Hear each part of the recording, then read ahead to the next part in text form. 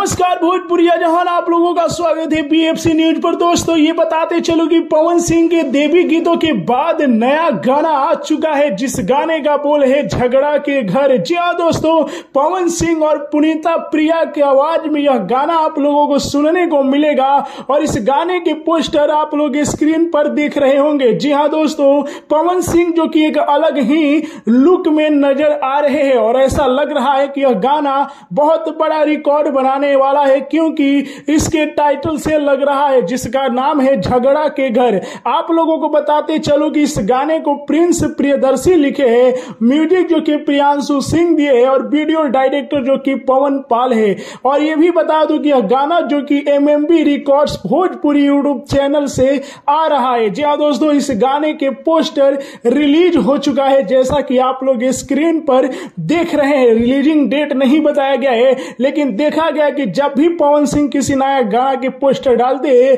उसके अगले दिन टीजर आता है, ट्रेलर आता है और उसके अगले दिन जो कि फुल वीडियो रिलीज हो जाता है। तो आप लोगों को पवन सिंह के नए गाने का पोस्टर कैसा लगा कमेंट में बताइए। वीडियो को लाइक कीजिए, शेयर कीजिए। जय भोजपुरी।